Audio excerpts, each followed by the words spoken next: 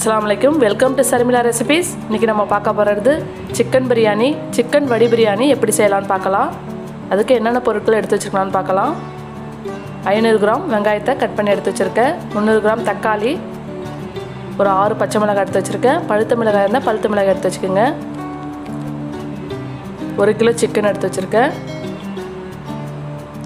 4 spoon இஞ்சி பூண்டு paste,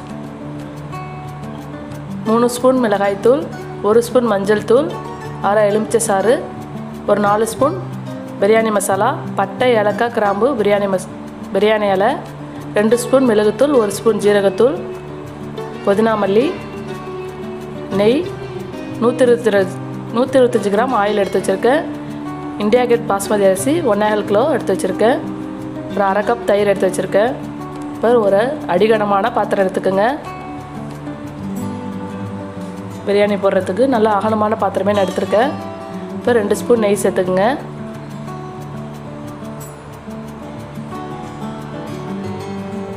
நெய் ஹீட் ஆனோடனே ஆயில் சேர்த்துக்கலாம்.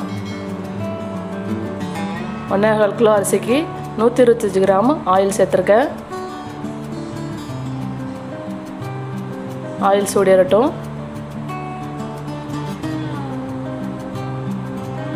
நான் தம் போடும் போதும் நெய் சேர்ப்பேன், அதனால் 2 ஸ்பூன் சேர்த்துருக்கேன். இப்போ பட்டை, ஏலக்காய், கிராம்பு, பிரியாணி இலை எல்லா சேர்த்துக்கலாம்.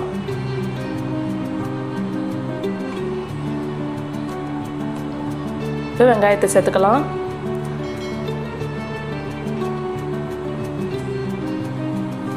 ஒன்றே கால் கிலோவுக்கு 500 கிராம் வெங்காயம் சேர்த்துருக்கேன். நீங்கள் ஜீரக சம்பா அரிசியாக இருந்தால் 3/4 கிலோ வெங்காயம் சேர்த்துக்குங்க. நான் பாஸ்மதி அரிசின்றதால 500 கிராம் சேர்த்துருக்கேன். கொஞ்சம் நேரம் வெங்காயம் வதங்கட்டும்.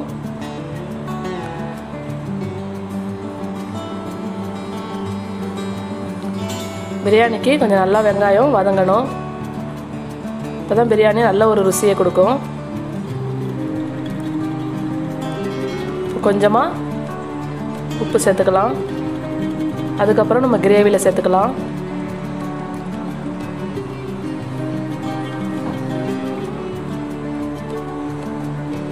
கொஞ்சம் நல்லா வெங்காயம் வதங்கின அப்புறம் தக்காளி சேர்த்துக்கலாம்.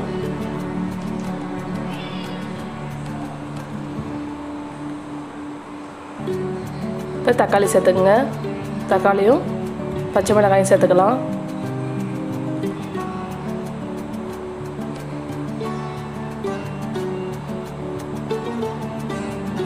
சில பேர் இஞ்சி பூண்டு பேஸ்ட்டை வெங்காயம் வதங்கினோடனே சேர்த்துருவாங்க. நான் தக்காளி வதங்கின அப்புறம் தான் சேர்ப்பேன். அந்தமாரி சேர்த்துக்கிட்டா உங்களுக்கு வெங்காயத்தில் சேர்க்கும் போது, இஞ்சி பூண்டு சேர்க்கும் போது அடி பிடிக்கிற மாதிரி இருக்கும். நம்ம தக்காளியை நல்லா வதங்கின அப்புறம் இஞ்சி பூண்டை சேர்த்துக்கலாம். இப்போ 4 ஸ்பூன் இஞ்சி பூண்டு பேஸ்ட்டை சேர்த்துக்கிறேன். சேர்த்து நல்லா வதக்கி விட்டுக்குங்க. நல்லா தக்காளியெல்லாம் நல்லா மசிய வேக விட்டுக்குங்க.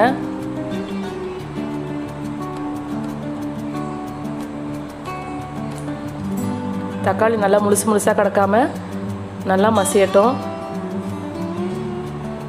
அதுக்கப்புறம் நம்ம எல்லா மசாலையும் சேர்த்துக்கலாம்.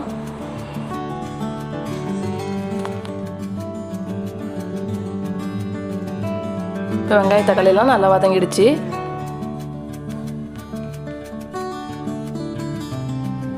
இப்போ 1 ஸ்பூன் மஞ்சள் தூளை சேர்த்துக்கலாம்.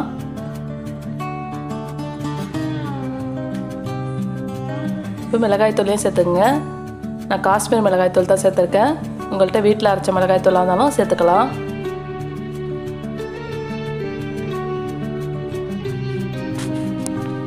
மிளகுத்தூள், ஜீரகத்தூளையும் சேர்த்துக்குங்க.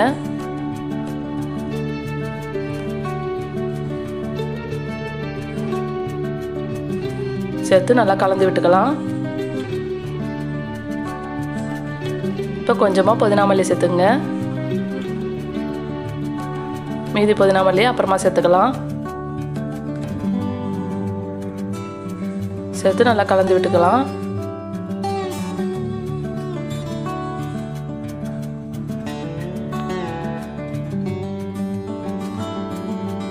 இப்போ பிரியாணி மசாலா சேர்த்துங்க.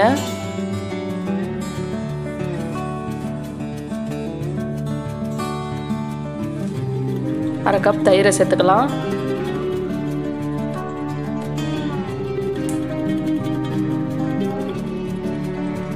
சேர்த்து நல்லா கலந்து விட்டுக்குங்க.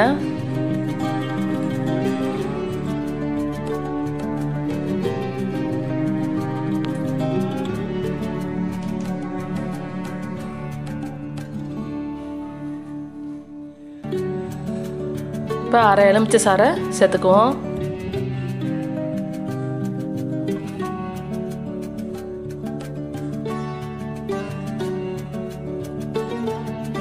சேர்த்து நல்லா கலந்து விட்டு அதுக்கப்புறம் நம்ம சிக்கனை சேர்த்துக்கலாம்.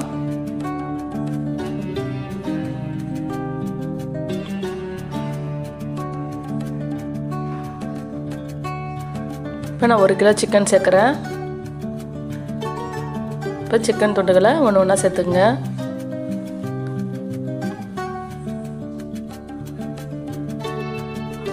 சேர்த்து நல்லா மசாலாலாம் மேலே பரல்ற மாதிரி பரட்டி விட்டுக்குங்க.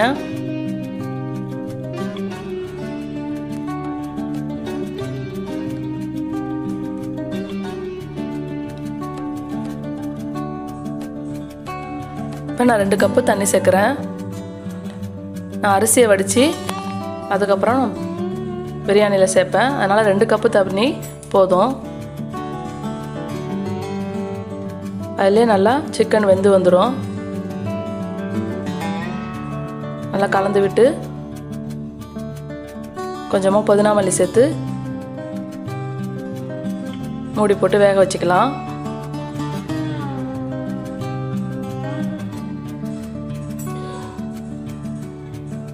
ஒரு 20 நிமிஷம் வேகட்டும். வெந்ததுக்கப்புறம் திறந்து பார்க்கலாம்.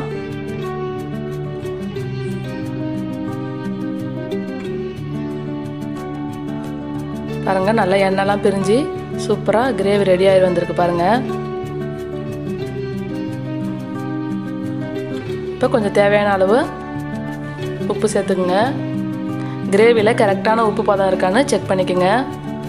பாருங்கள், சிக்கன்லாம் நல்லா வெந்து வந்திருக்கு. நல்லா கதன்னு சூப்பராக கிரேவி ரெடி ஆயிடுச்சு. கொஞ்சம் நேரம் இருக்கட்டும். பாருங்கள், பாஸ்மதி அரிசி நான் ஒரு அரை மணி நேரம் ஊற வச்சுருந்தேன். நல்லா ஊறி வந்திருக்கு.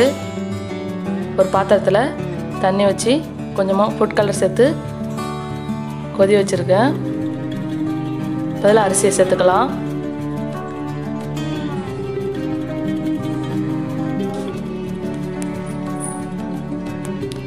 அரிசி சேர்த்து நல்லா ஒரு 2 கொதி வரட்டும். தேவையான அளவு உப்பு சேர்த்துங்க. நீங்கள் உப்பு பதம் கரெக்டாக இருக்கான்னு பார்த்துக்குங்க.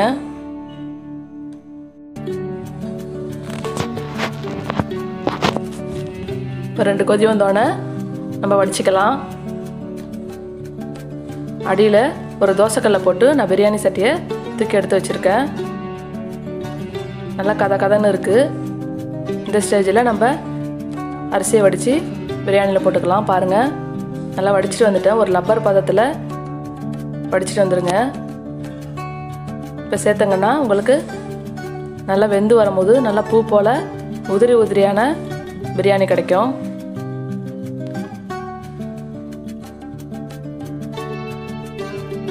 நம்ம எல்லா ரைஸையும் வடிச்சிட்டு வந்து கிரேவியில் போட்டுக்கலாம். போட்டு நல்லா பெரட்டி விட்டுக்குங்க.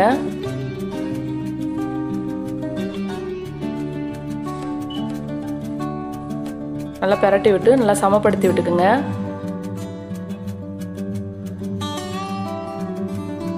நம்ம அடியில் தோசைக்கல் போட்டிருக்கிறதால உங்களுக்கு எந்த தீயும் பிடிக்காது. இப்போ நான் மசாலா சேர்த்துக்கிறேன். நான் வீட்டில் அரைச்ச மசாலா, பிரியாணி மசாலா, பட்டை, ஏலக்காய், கிராம்பு, ஜாதிக்காய், மாசிக்காய்லாம் நல்லா வறுத்து பொடி பண்ணி வச்சுருக்கேன். அதை சேர்த்துருக்கேன். இப்போ பிரியாணி மல்லி இலை, புதினா சேர்த்துருக்கேன். சேர்த்து கொஞ்சமாக நெய் சேர்த்துக்குங்க. ஒரு 3 ஸ்பூன் அளவுக்கு நெய் சேர்த்துக்குங்க.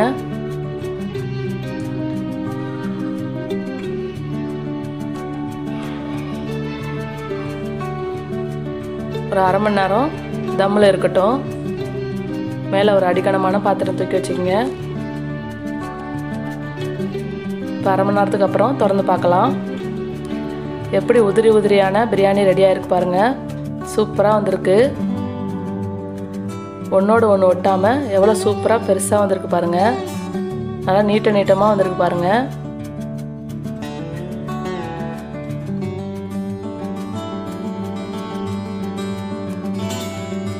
இந்த பிரியாணியை நீங்களும் உங்கள் வீட்டில் ட்ரை பண்ணி பாருங்கள். ட்ரை பண்ணி பார்த்துட்டு கமெண்டில் சொல்லுங்கள்.